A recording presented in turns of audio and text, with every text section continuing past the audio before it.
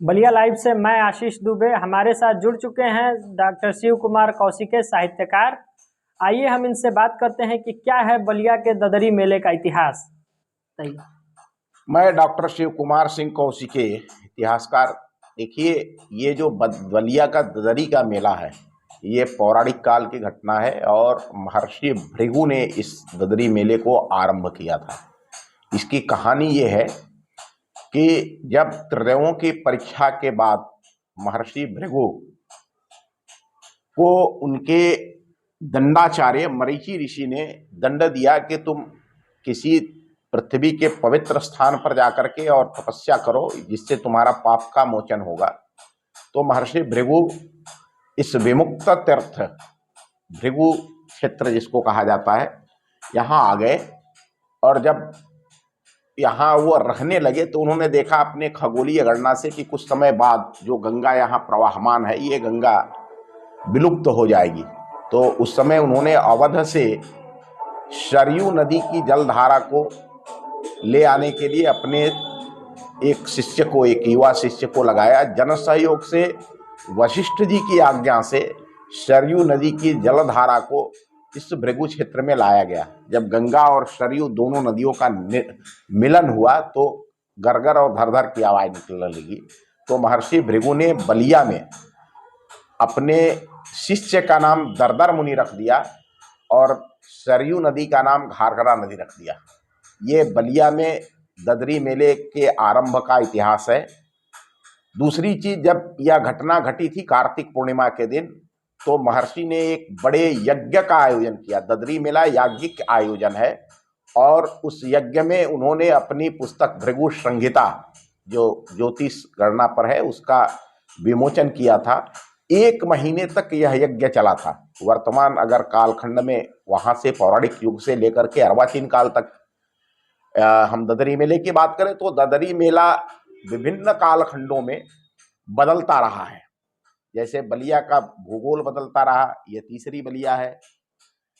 तो पहली घटना 1884 में घटती है, जब भारतेंद्र हरिश्चंद्र बलिया में आकर के, और भारत वर्षोन्नत कैसे, उस समय ब्रिटिश पीरियड था, डीटी रॉबर्ट्स यहाँ के कलेक्टर थे, उनके सामने उन्होंने भारतीयों को इस देश को आज़ाद कराने का मंत्र दिया था। भारत वर्षोन्नत कैसे, ये कक्षा 6 में ये पुस्तक पढ़ाई जाती है, उसमें इसका एक वर्णन है।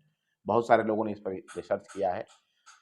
कालांतर में मुगल पीरियड में इस ददरी मेले के अंदर मुगलों ने अपने हिसाब से नाच गान मनोरंजन के बहुत सारे आयाम जोड़े, जिसमें नर्तकियां आती थी, नौटंकी वाले आते थे और यहाँ नाच गान होने लगा।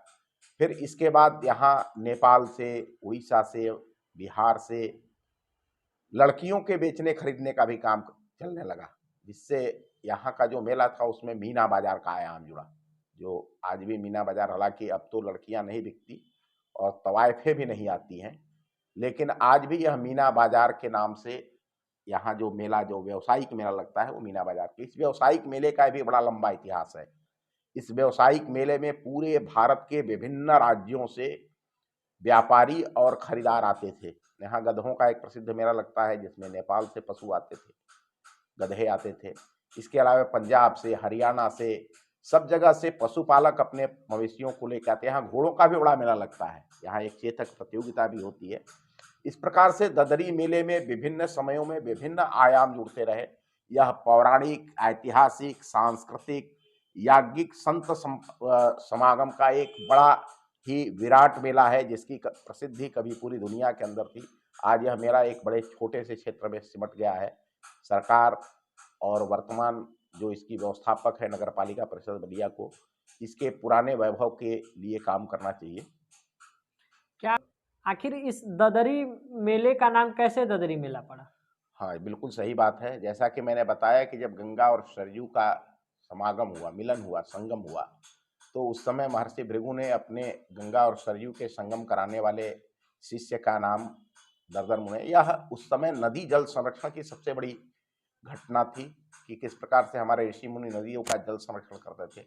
और अपने शिष्य दरदर मुनि के सम्मान में महर्षि भृगु ने इस मेले का नाम ददरी मेला रखा था। देखिए, ये ददरी मेला, जैसा कि मैंने बताया, यह एक पौराणिक, ऐतिहासिक, सांस्कृतिक, आर्थिक उन्नति का एक बड़ा समागम है जिसे ददरी मेले के रूप में जाना जाता है, और ये ददरी का इतिहास है।